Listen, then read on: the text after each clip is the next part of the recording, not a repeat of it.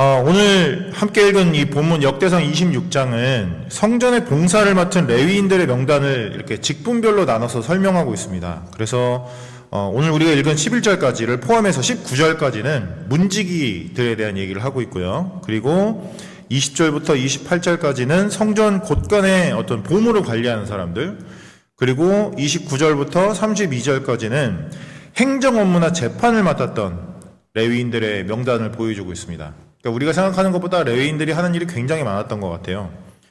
오늘은 그 중에서 하나의 이름에 좀 집중을 하려고 합니다. 이게 뭐냐면 바로 오베데돔이에요. 역대기 기자는 그 26장 1절부터 문지기들의 명단을 이렇게 쭉 나열하는데, 특별히 이 무셀레미아라는 레위인의 아들들에 대해서 소개를 하죠. 그러다가 갑자기 4절부터 오베데돔의 아들들은 하면서 이 오베데돔 집안 얘기를 하기 시작합니다. 그리고 5절 이렇게 설명하죠. 하나님이 오베데돔에게 복을 주셨습니다. 이렇게 얘기합니다. 이거 어디서 좀 보신 표현이죠? 우리가 이미 읽었던 역대상 13장입니다. 13장 13절부터 14절을 보시면 다윗이 궤를 옮겨 자기가 있는 다윗성으로 메어 드리지 못하고 그 대신 가드 사람 오베데돔의 집으로 메어가니라. 하나님의 궤가 오베데돔의 집에서 그의 가족과 함께 석 달을 있으니라. 여호와께서 오베데돔의 집과 그의 모든 소유에 복을 내리셨더라. 이렇게 설명하거든요. 잘 아시다시피 다윗이 지금 법궤를 자신의 성으로 옮겨가고 있는 중이죠. 그런데 하나님의 뜻대로 이 법궤를 옮기지 않아서 우사가 죽고 정말 난리가 났습니다. 그래서 결국 법궤를 다윗이 자신의 성으로 가져오지 못했어요. 그래서 잠시 법궤를 둔 곳이 이 오베데돔이라는 사람의 집이었죠. 임시로 거기를 둘 수밖에 없었던 건데, 놀랍게도 법궤가 그냥 거기 있었다는 이유 하나 때문에 그 집이 복을 받았습니다. 오베데돔의 집이 복을 받았더라, 이렇게 얘기하는 거죠. 그래서 아마 이 얘기로, 이 본문 가지고 은혜도 많이 받으시고 기도도 많이 했을 겁니다.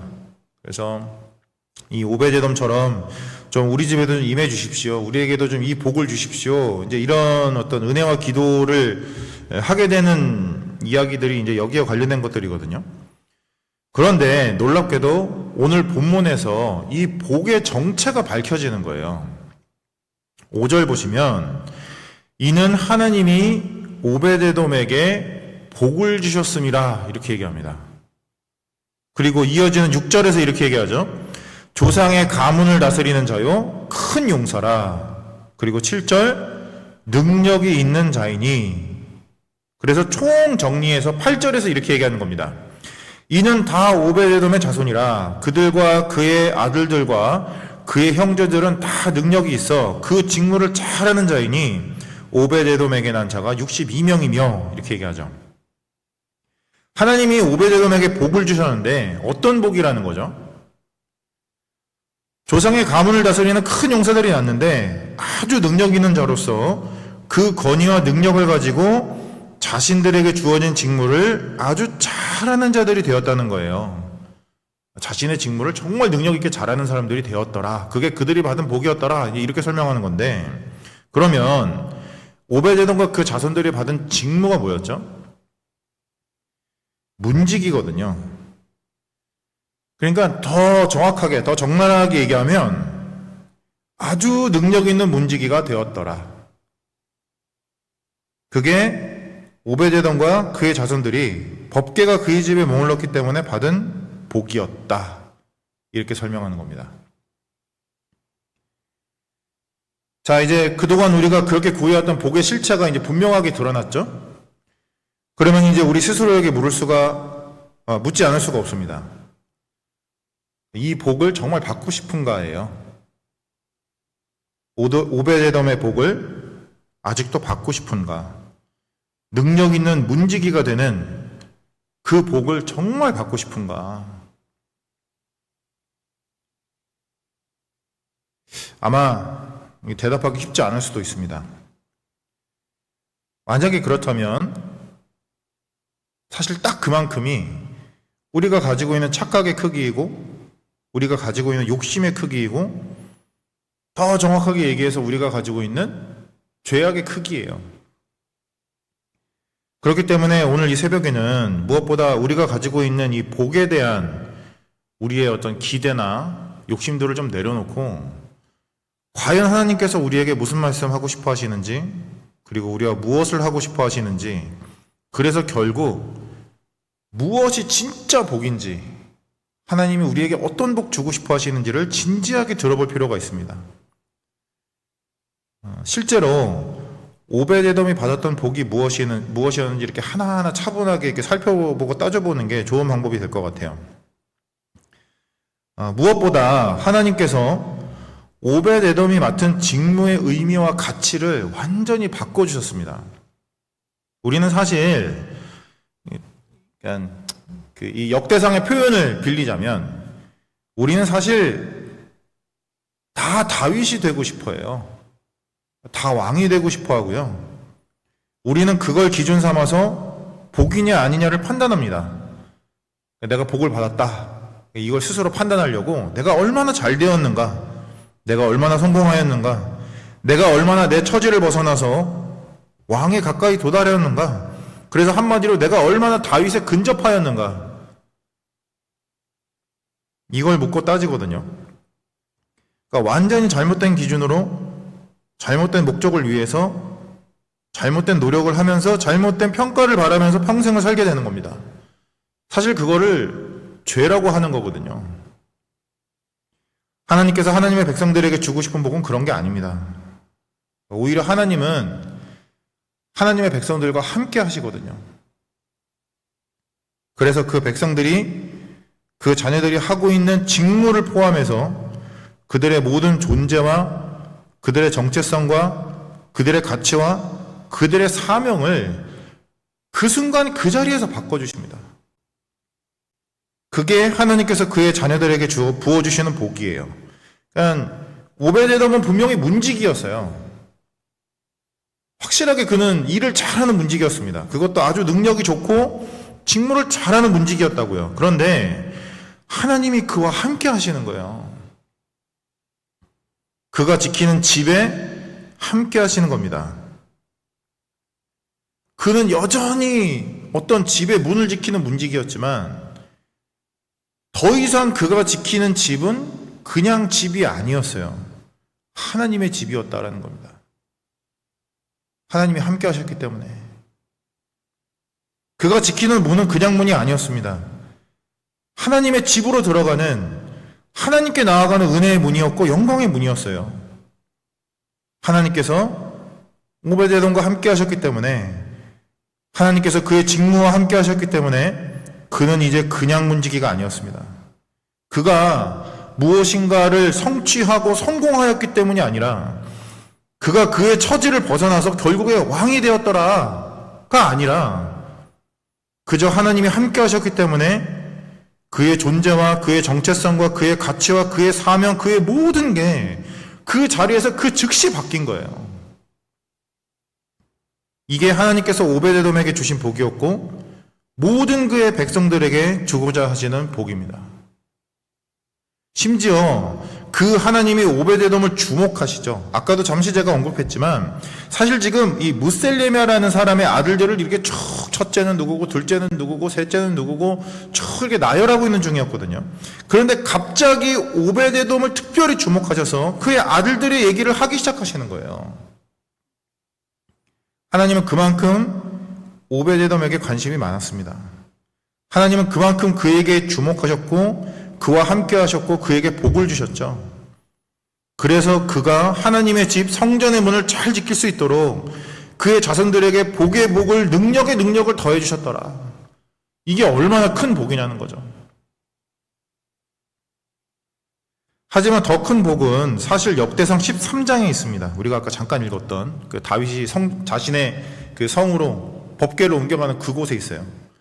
오베데돔이 받은 가장 큰 복은 하나님이 먼저 이 모든 것에 첫 단추를 끼워 주셨다는 것입니다. 다윗도 어찌할 수 없었던 법궤가 오베데돔의 집에 일방적으로 머물게 되면서 이 모든 이야기가 시작되거든요. 오베데돔이 하나님을 끌고 온 게 아니었어요. 오베데돔이 하나님을 쥐고 흔든 것도 아니었습니다. 오베데돔이 하나님을 막 쥐고 흔들어서 복을 끌어모은 게 아니었다고요. 하나님이 오베데돔을 먼저 찾으셨습니다. 하나님이 오베데돔에게 먼저 찾아가셨고, 먼저 함께 하셨고, 먼저 그에게 복을 주셨다.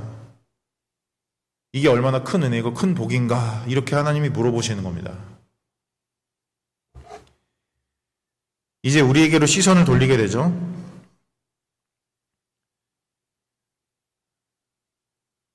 우리 모두가 다윗이 되고자 하는, 왕이 되고자 하는 우리 안의 죄악들을 좀 내려놓고 좀 잠잠히 오늘 본문의 은혜 안에 머물다 보면 많은 것들이 바뀌기 시작합니다.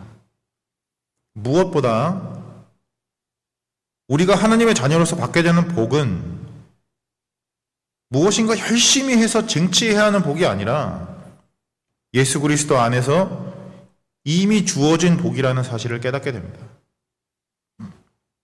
하나님은요, 우리에게 성공하라고, 왕이 되라고 절대로 강요하지 않으십니다.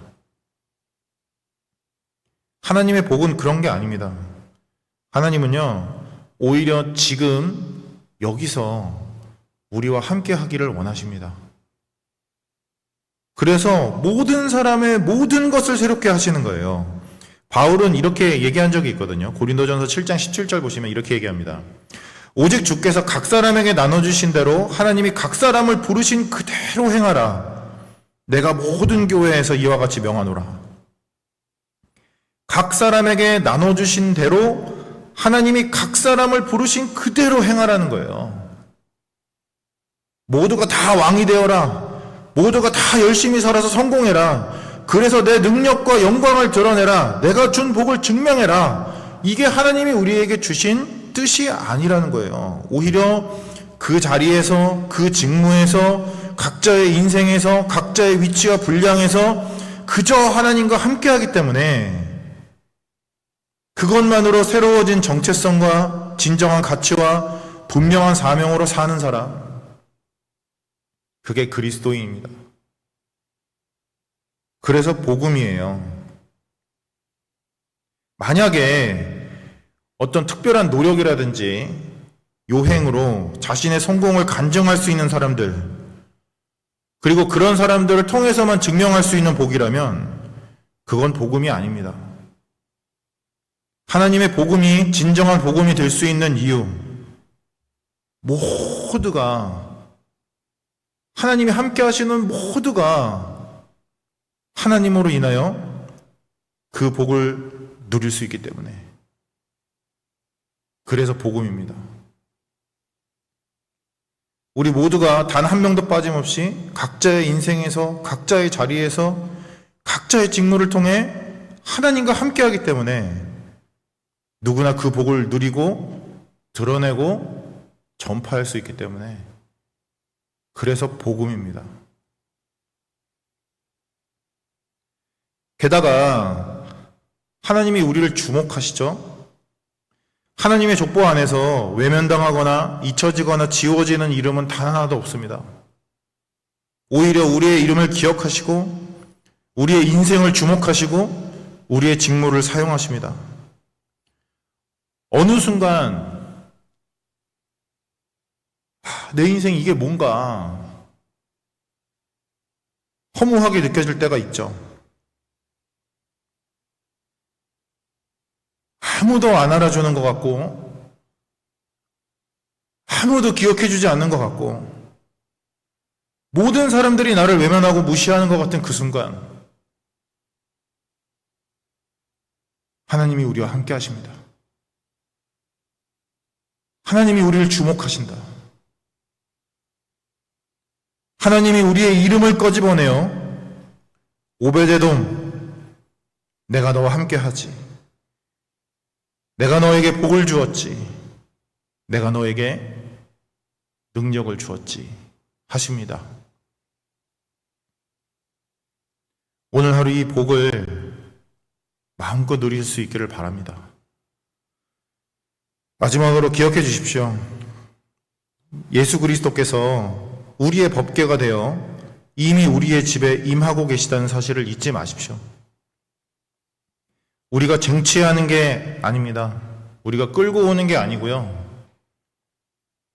이미 우리 집 앞마당까지 깊이 침투하셔서 우리와 함께 하시는 우리의 법궤 예수 그리스도를 보십시오.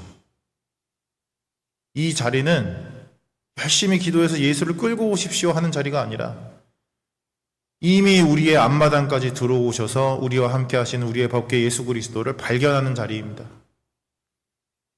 그 하나님께서 이렇게 말씀하십니다. 요한일서 4장 10절. 사랑은 여기 있으니 우리가 하나님을 사랑한 것이 아니요